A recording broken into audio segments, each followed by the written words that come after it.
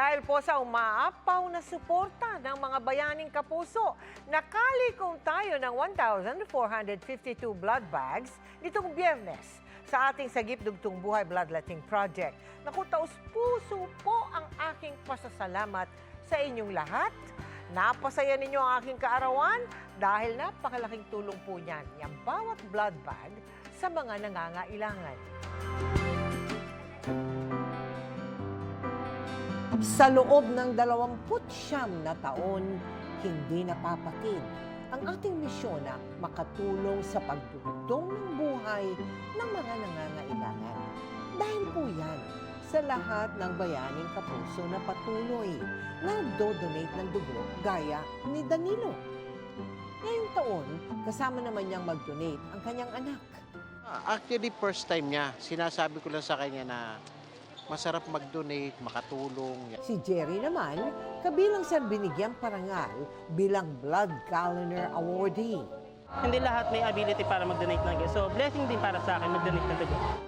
Nakiisa rin ang Kapuso Reporters at real-life couple na sina Rafi Tima at Mariz Umali. Of course, bukod sa makaka-celebrate na kami with our Ninang Mel, makakatulong pa kami sa pag-save ng buhay. Nag-donate din ng dugo ang dating commander ng Southern Luzon Command na si Lieutenant General Facundo Palafox IV. Kasama niya si Joint Task Force NCR Commander Brigadier General Eric Makaambak, AFP Deputy Chief of Staff for Operations Major General Tex Suderio, at PNP Health Service National Headquarters Chief of Nursing Division Police Colonel Jesus Austria III. Napupunta yan sa ating mga indigent cancer patients, yung mga cancer kids natin na we give free chemotherapy. Sa tuwing ako ay nagdiriwang ng aking kaarawan, natutuwa akong masaksihan ang mga bayaning kapuso na nagmamalasakit sa ating kapwa. Napakalaki din ang aking pasasalamat na kayo ay narito para magbigay ng kasiyahan, kaligayahan, sagot sa problema ng maraming tao. Salamat po sa lahat ng sponsors, partners, performers at donors. Dahil po sa inyo, naging matagumpay na naman ang ating taonang Sagip Dugtong Buhay Project. Pinapahirapan man ng katarata, nanatiling maliwanag ang pangarap ng isang mangingisda para sa mga anak na kahit bata pa ay may katarata rin. Bilang pakikiisa sa Sight Saving Month ngayong Agosto, nagsagawa tayo ng cataract screening para sa libreng operasyon ng mga kapuso nating may problema sa mata. Ipinanganak na may katarata ang dalawang mata ng 53 taong gulang na si Danilo. Sa kabila ng kondisyon, kayod kalabaw siyang nangingisda para sa mga anak. Nahirapan naman po. Siyempre, kailangan pong gawin kasi mga gastos ng mga bata, mapasok sila, hindi pwedeng hindi papasok sa eskwela. Pero si Danilo, may mas mabigat pa palang pasanin. Ang 4 kasi niyang mga anak, sina Harvey, Iris, May at Dindin, gaya niyang may congenital cataract din. Hirap mang makaaninag, hindi naman sila nagpapahuli sa eskwela. Sa katunayan, pambato din sila sa kanilang paaralan sa mga track and field competition. Lahat po sila ay achiever at natutuwa po kami kasi sa kabila po ng kanilang mga disabilities ay nakita namin kung saan sila mag-excel.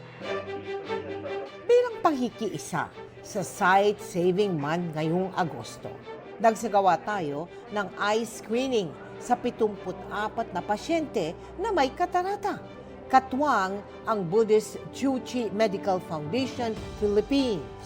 Ang ating eye surgery project, in particular para sa mga katarata.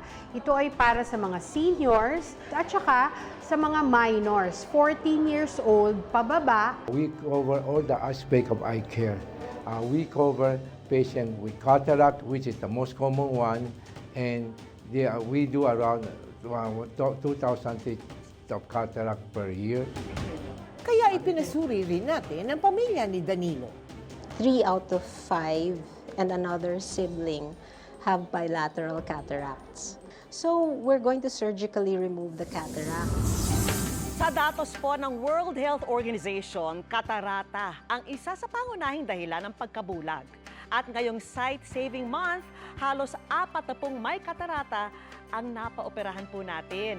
Kaya maraming salamat po sa ating mga partners, sponsor, donor at volunteer doctors. Karaniwang mga matatanda ang nagkakaroon ng katarata.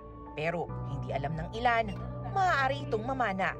Kaya may mga batang ipinanganak na may katarata na nagre-resulta sa malabong paningin. Ito ang layong tugunan ng GMA Kapuso Foundation at Buddhist Chuchi Medical Foundation Philippines. Mula sa 74 na pasyente, 30 siyamang nakapasa sa ating screening ng mga laboratory test at cardiopulmonary clearance. Pinili natin yung mga pasyente natin sa GMA Kapuso Foundation's cataract surgery dahil ang mga lugar na pinilian natin, yun po ang mga tinamaan ng Bagyong Karina at Enteng. So galing po sa Marikina, galing sa Pililla Rizal at galing sa Montalban Rizal. Lahat naman ng operation, importante talaga na may clearance. If you have a controlled blood pressure, it's not a contraindication. It's safe for you to undergo any kind of operation as long as you are cleared by your cardiologist. Kabilang na si Evelina, ang sumailalim sa cataract surgery. Ang tingin ko po, parang wala na akong pagkasaba na makakita yung mata ko. Walang patayin ng radyo ko, naka-DC, double B ako. Narinig ko kayo na buhayin ako ng loob. Kung dati, inaakay pa si Cecilia kung kikilos. Ngayon, malinaw na siyang nakakakita matapos maoperahan. Upo na lang ako sa gilid eh. Magpasalamat talaga nilang lahat ang tumulong sa akin. Kasi nakakita na naman ako, makatrabaho, makahanap buhay na naman ako. Malaking tulong yung nalalaman nila kung saan available ang konsulta, tapos kung ano na yung mga sunod-sunod na gagawin. Kaya tayo malaki kasi sama-sama tayo eh. Sa mga nais makiisa sa aming mga proyekto, maaaring magdeposito sa aming bank accounts o magpadala sa Cebuana Luwilier. Pwede rin online via GCash, Shopee, Lazada at Globe Rewards.